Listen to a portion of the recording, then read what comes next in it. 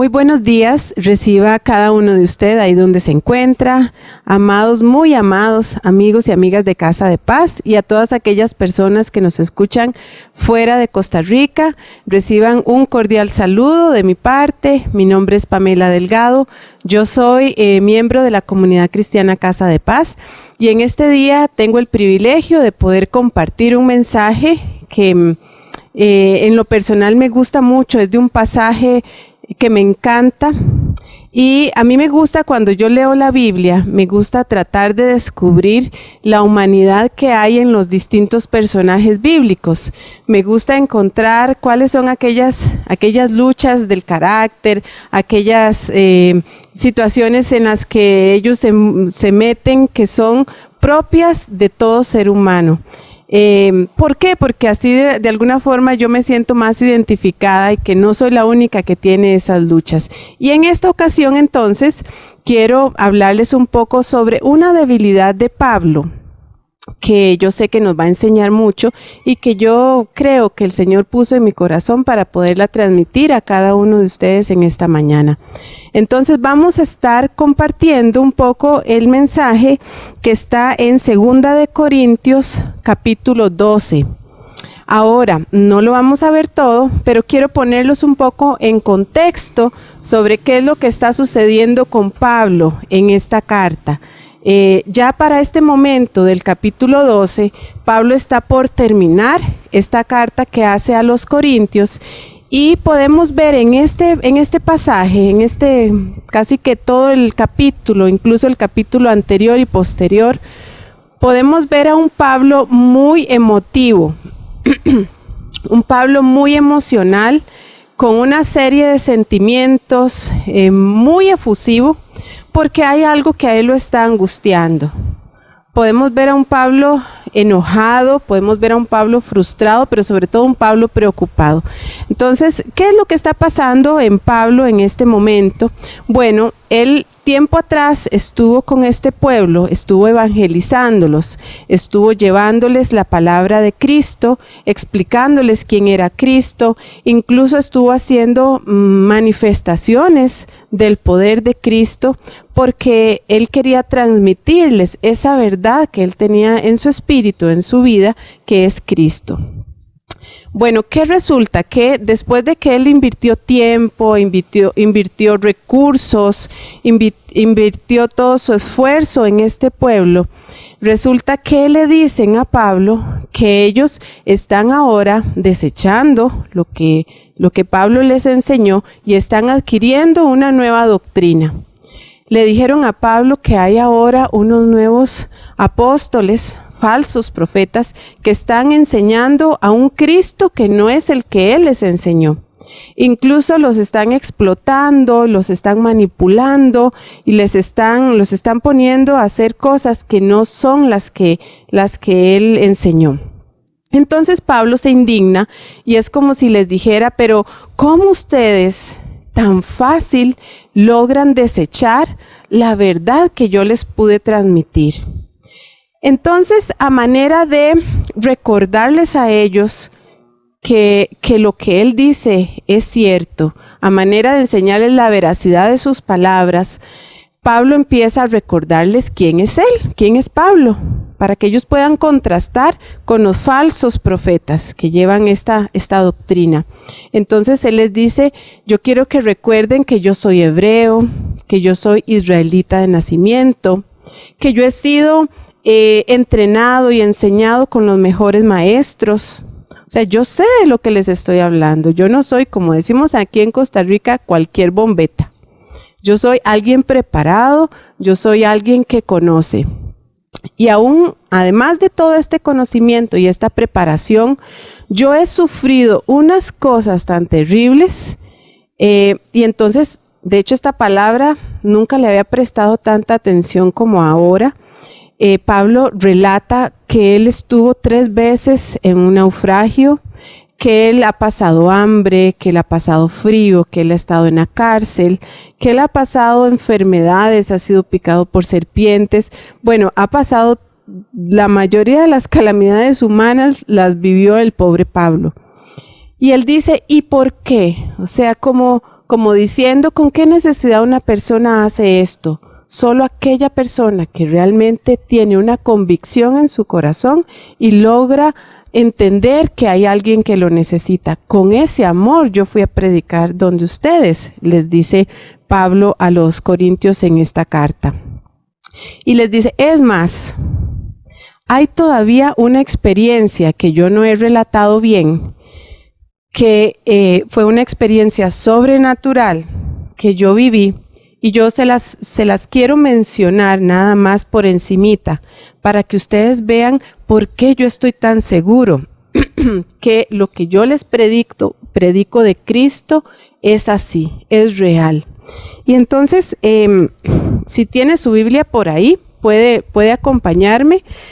Si no, yo se lo voy a leer porque esto es parte del contexto para que podamos ubicarnos en lo que está pasando Pablo. Perdón. Dice 2 Corintios 12, del 2 al 5. Hace 14 años fui llevado hasta el tercer cielo. Si fue en mi cuerpo o fuera de mi cuerpo no lo sé, solo Dios lo sabe. Es cierto, solo Dios sabe si estaba yo en mi cuerpo o fuera del cuerpo, pero sí sé que fui llevado al paraíso y oí cosas tan increíbles que no pueden expresarse con palabras, cosas que a ningún humano se le permite contar. De esta experiencia vale la pena jactarse, pero no voy a hacerlo, solamente me jactaré de mis debilidades. Esta es una experiencia extraordinaria que tuvo Pablo. Yo no sé cuántas personas usted conoce que hayan vivido una experiencia así, de que hayan podido ir al cielo y que hayan estado con Dios y que hayan vuelto para contarlo. Hay algunos libros de experiencias, ¿verdad?, sobrenaturales que muy pocas personas han tenido esa oportunidad. Y entonces Pablo dice, bueno, pues si aquellos falsos profetas dicen que ellos tienen la verdad, pues yo tengo, y de nuevo, como decimos en Costa Rica, yo tengo con qué rajar. Yo sí tengo una experiencia. Yo fui llevado al cielo y vi cosas extraordinarias de las cuales no puedo contar. Entonces, una revelación tan maravillosa como la que tuvo Pablo, al mismo tiempo es muy peligrosa. ¿Por qué? Porque cuando tenemos una verdad, cuando se nos ha sido revelada una verdad, entonces yo podría tender a mirar a los otros como los ignorantes que no conocen lo que yo sí conozco. Podría yo de pronto sentirme muy especial al tener esta revelación, y eso podría hacer que mi ego crezca y que mi ego se eleve. Entonces dice Pablo en el versículo 7, así que, para impedir que me volviera orgulloso, se me dio una espina en mi carne, un mensajero de Satanás para atormentarme e impedir que me volviera orgulloso. Préstele atención a dos palabras de este pasaje, a la palabra orgulloso y a la palabra espina. Entonces dice Pablo, bueno, esta experiencia fue tan extraordinaria que para que yo no me desubicara, para que yo no me desenfocara, Dios me dio una espina.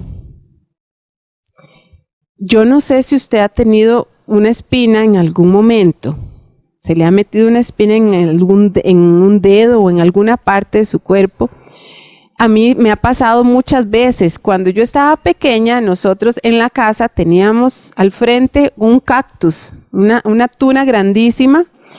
Y entonces había como una costumbre, los visitantes, los tíos, normalmente ellos cuando iban a la casa ponían el nombre en una de las hojas. Y nosotras también, mis hermanos y yo poníamos nuestros nombres ahí. Y claro, cuando llegábamos a poner el nombre, después salíamos con los dedos llenos de espinas. Y esas espinas son espinas pequeñitas. Son espinas, aunque casi no se ven, porque no se ven, se sienten que están ahí. Y estas espinas había que quitarlas, algunas con los dedos se podían, pero la mayoría había que quitarlas con pinza.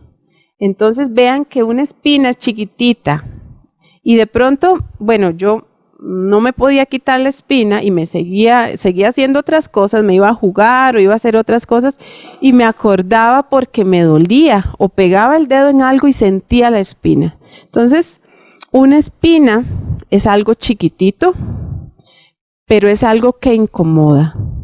Entonces dice Pablo, yo tuve o tengo, he estado lidiando con algo que incomoda, algo de la cotidianidad que me incomoda. Entonces, bueno, usted dirá, ¿qué relación tiene la espina con el orgullo? ¿Cuál es la función de la espina? Me preguntaba yo mientras estaba haciendo la meditación y el estudio de esta palabra. ¿Para qué nos sirve la espina? Bueno, resulta que la espina es aquello que Dios nos da para recordarnos cuál es nuestra naturaleza. La espina es aquello que Dios permite para recordarnos nuestra vulnerabilidad. ¿Por qué? Porque la espina me molesta y me dice, eres débil.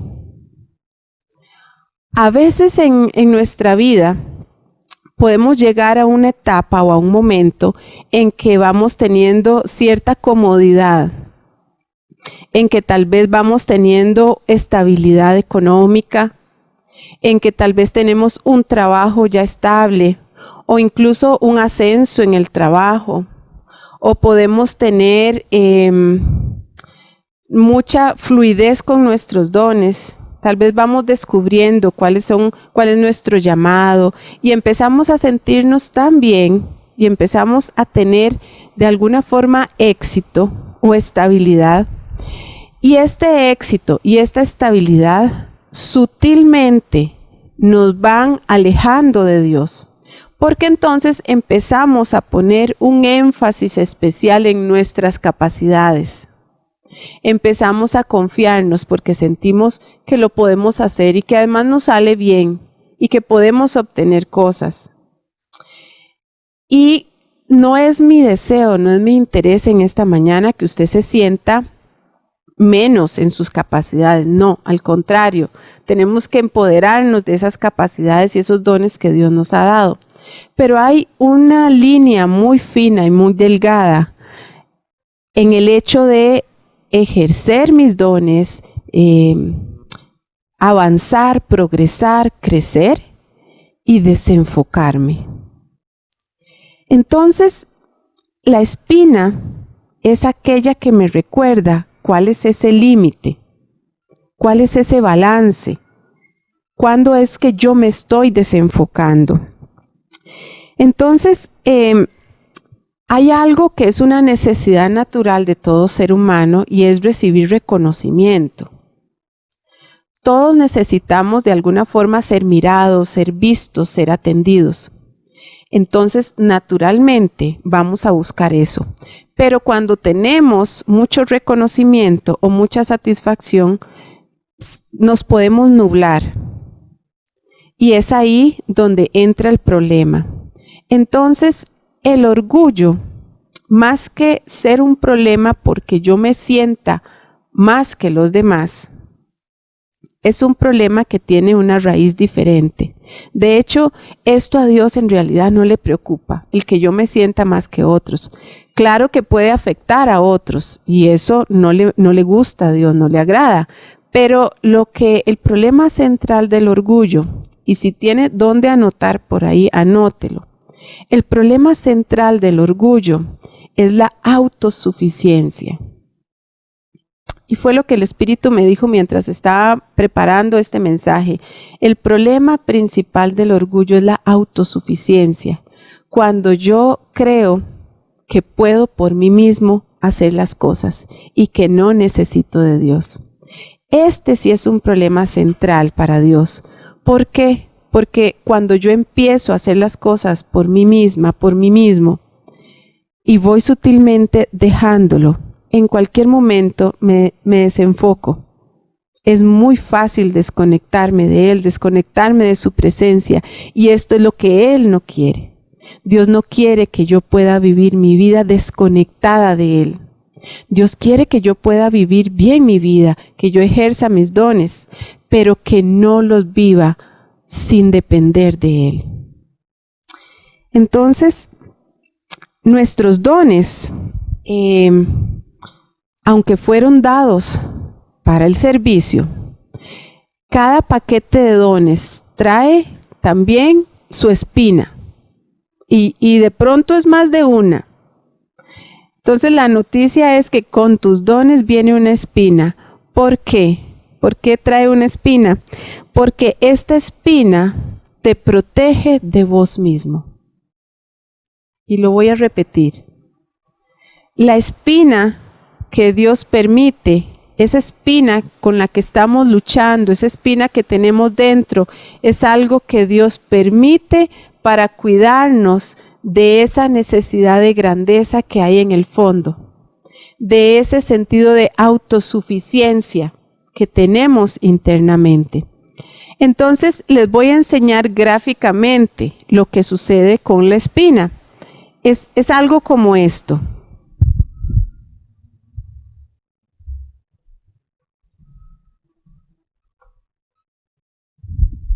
Vamos a imaginar que este es mi ego, este es mi orgullo, este es mi yo. Puede ser de este tamaño, puede ser más pequeño o puede ser más grande. Entonces la espina lo que viene a hacer es esto.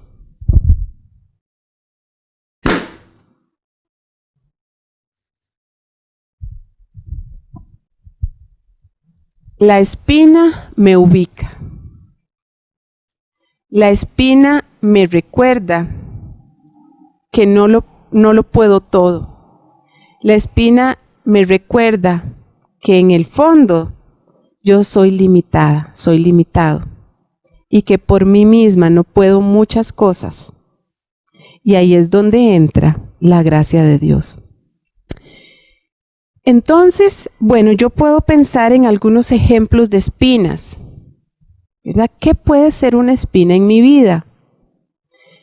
Recordemos que la espina tiene entonces la función principal de ubicarme, de recordarme que yo necesito de Dios, recordarme que no todo lo puedo, recordarme que necesito ir más allá con Dios, que yo no soy el centro, que el centro es Dios y que yo estoy disfrutando de todo lo que Él me da, pero yo estoy con Él, alcanzando mis logros, yo estoy con Él viviendo esta vida.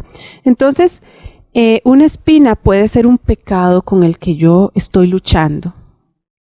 Algo que yo le he dicho a Dios, bueno, ya esta es la última vez, ya no lo voy a hacer más y otra vez vuelvo a caer. Es un área de dificultad, un área donde yo me siento pegado o pegada. Puede ser también un temor que no me deja avanzar en algún área. Puede ser una inseguridad que tampoco me deja progresar. Puede ser una debilidad del carácter también. Y aquí voy a poner un ejemplo concreto para que podamos visualizar un poco más claramente lo que es la espina. Yo tengo una espina en la parte del carácter. ¿Por qué? Porque cuando yo me enojo, normalmente yo no soy de pegar 4 gritos y de insultar y que la lengua se me vaya por allá. Normalmente no. He de reconocer que en pandemia sí se me ha aflojado un poco. He de reconocer que he pegado más de un grito por ahí, ¿verdad? Pero bueno, no es como la tendencia natural mía cuando yo estoy enojada. Entonces, cuando yo me molesto, cuando yo me enojo, lo que hago es que me callo, cierro la boca y me corto la comunicación. Ahora, de pronto, un ratito estar así, es algo hasta saludable, ¿verdad? Me permite como relajarme y enfriar mi enojo para poder hablar. Pero a mí no me dura 10 minutos, no me dura media hora. A mí esto me puede durar días. Y cuando yo estoy ahí en mi cueva, empiezo a pensar una de tonteras. El mismo veneno que no pude sacar, me lo dejo para mí y eso me enferma a mí. Me enferma. Entonces, en un momento de dificultad de esos, en un momento en que yo me sentía tan mal, yo le dije al Señor, Padre, es que yo no puedo con esto. Yo lo he intentado y yo he aplicado un montón de herramientas, he intentado aplicar un montón de técnicas y no me funciona. Y yo no quiero vivir en esta soledad de estar enojada en la cueva porque yo sé que me hago daño yo, pero sobre todo le hago daño a mi familia. Le hago daño a mi esposo, a mis hijas al no hablarles. Entonces yo estaba en ese momento muy frustrada, estaba muy triste porque yo sentía que no podía. Y entonces ahí el Padre me recordó un pasaje, que es un pasaje que y ahí es donde, a este pasaje quiero llegar. Este pasaje se lo dio el Padre a Pablo, porque Pablo también, en medio de este proceso en que él estaba luchando con su espina, él le dice en el versículo 8, en 3 ocasiones distintas le supliqué al Señor que me la quitara, que me quitara esta espina, que ya yo no la aguantaba, que me estorbaba, que yo no podía, que me limitaba. Y entonces el Padre le dice esto a Pablo, que fue lo que a mí me recordó también en ese momento. Y está en el versículo 9. Dice así, cada vez Él me dijo, mi gracia es todo lo que necesitas. Mi poder actúa mejor en la debilidad. Así que ahora me alegra jactarme de mis debilidades para que el poder de Cristo pueda actuar a través de mí.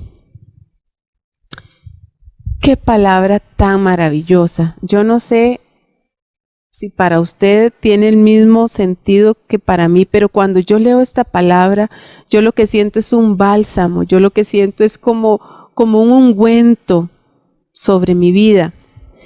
Porque acá el Señor lo que nos está diciendo es que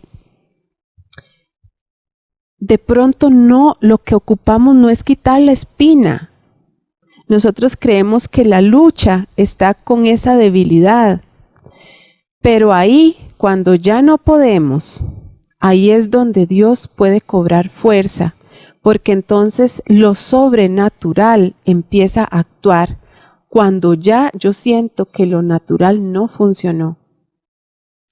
Cuando yo llego a ese punto donde digo, ya no puedo, ya he aplicado todo y no puedo. Entonces es como si Dios nos dijera, calma, calma, yo sé que no puedes. Yo sé que no puedes y yo quiero que llegues a este punto donde no puedas, porque entonces ahí es donde vas a poder experimentar mi paternidad, donde vas a poder experimentar mi presencia, donde vas a poder experimentar lo sobrenatural mío, porque tus recursos ya no dan para eso, pero los míos sí. Y es donde nos dice, aquí está mi gracia. Y entonces es como si yo le dijera, pero entonces, ¿qué es lo que tengo que hacer yo? Nada. Nada. Descansa en mí. Y es cuando viene su gracia. ¿Y qué puede ser la gracia? La gracia es un regalo de parte de Él. La gracia puede ser nuevas fuerzas.